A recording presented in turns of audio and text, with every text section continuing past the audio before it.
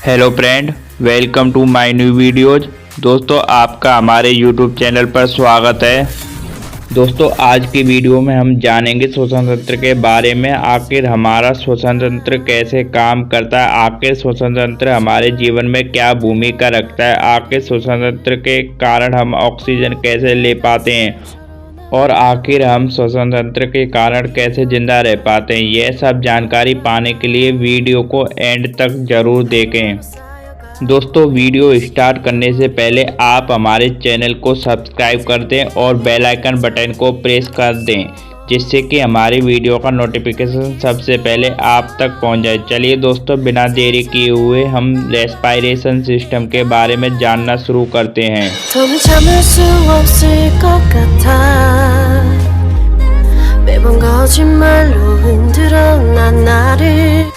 दोस्तों, प्रत्येक जीव को जीवित रहने के लिए ऑक्सीजन की आवश्यकता होती है। यही ऑक्सीजन कोशिकाओं तक पहुंचकर भोज्य पदार्थों का ऑक्सीकरण कर ऊर्जा पैदा करती है।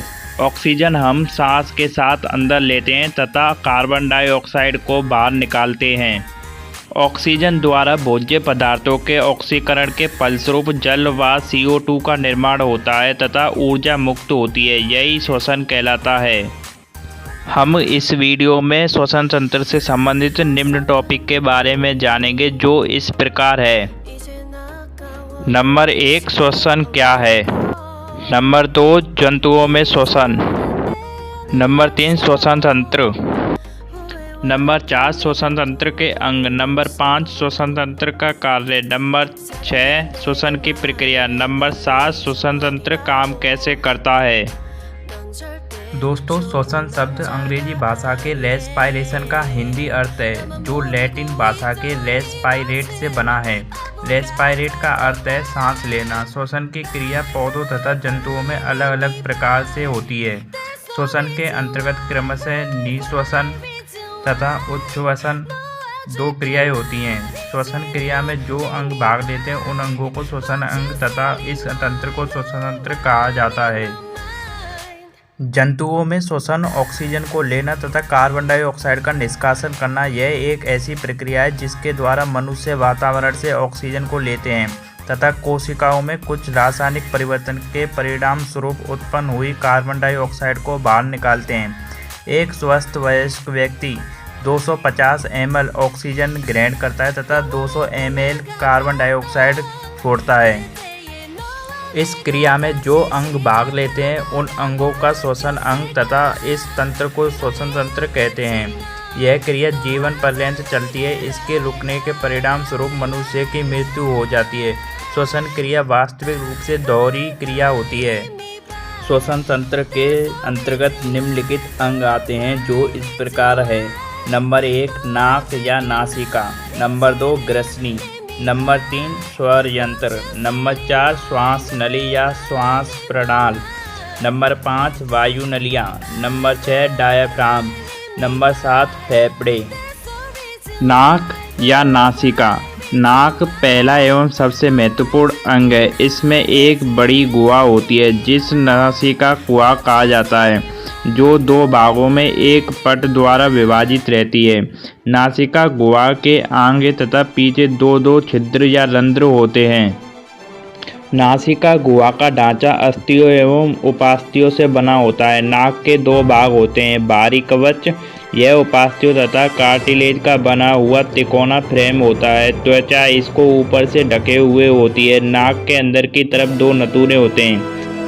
आंतरिक गुहिकाएं। दोनों गुहिकाएं 2 भागों में बटी होती हैं। प्रत्येक गुहिका में छोटे छोटे बहुत से बाल होते हैं, जो श्वास द्वारा हम जो ऑक्सीजन लेते हैं उसको छानकर आगे भेजते हैं, जिससे धूल के कण अंदर नहीं जा सकते। ग्रसनी। ग्रसनी कपाल के आधार के समीप तथा नासिका गुहा, मुख गुहा एवं स्वर यंत्र के पीछे स्थित 12 से 14 सेंटीमीटर लंबी एक पेशीय नली होती है, जिसका ऊपरी सिरा चौड़ा होता है। ग्रसनी का ऊपरी भाग स्फीनाइड अस्थि के मुख्य भाग द्वारा बनता है तथा नीचे का भाग एसोफेगस के साथ मिला रहता है। स्वर यंत्र। स्वर यंत्र ग्रसनी के निचले भाग एवं श्वास नली के बीच एक पेशी उपस्थितिमय वायु मार्ग होता है। जिसमें स्वर रज्जु होते हैं। यह स्वर यंत्र ग्रसनी को श्वास नली से जोड़ता है। यह जीभ के नीचे से श्वास नली तक फैला रहता है।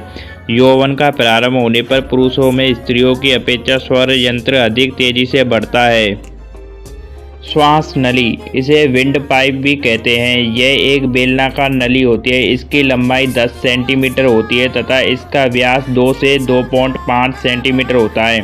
श्वास नली में 16 से 20 कार्टिलेज के अपूर्ण रिंग होते हैं। ये रिंग वलय पीछे की ओर अधूरे होते हैं, जहां तंतु ऊतक द्वारा रिंग के दोनों छोर जुड़े होते हैं।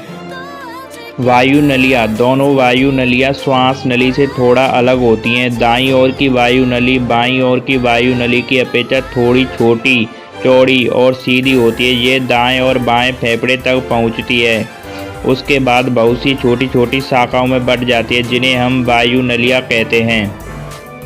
डायाफ्राम, डायाफ्राम आंतरिक धारीदार मांसपेशियों की एक चादर होती है जो कि पसलियों की तली तक फैली हुई होती है। डायाफ्राम वक्षीय गुहा अर्थात हृदय फेफड़ों तक पसलियों को उदरीय या खोड़ से अलग करता है तथा श्वसन में महत्वपूर्ण भूमिका निभाता है। जब यह संकुचित होता है तो वक्षीय खोड़ का आयतन बढ़ जाता है तथा फेफड़ों में वायु खिंची हो जाती है।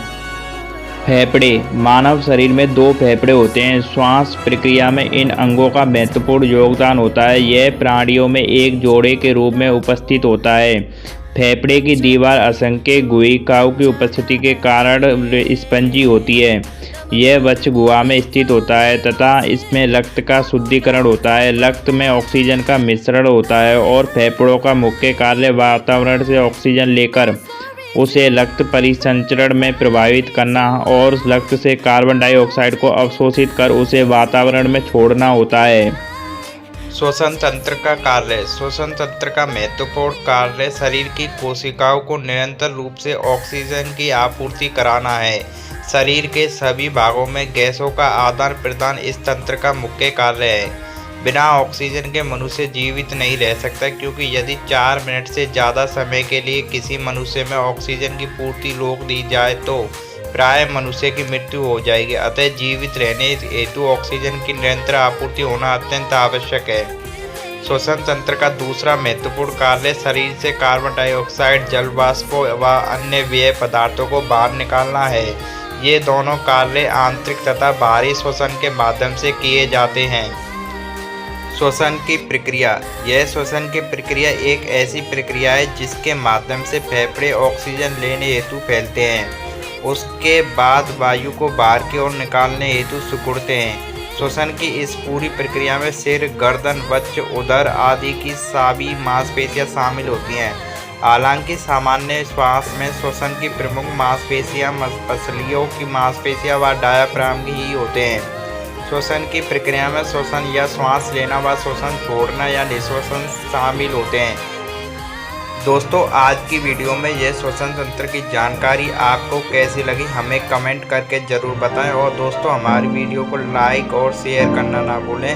मिलते हैं दोस्तों अगली वीडियो में, तब तक के लिए बाय। Thanks for watching.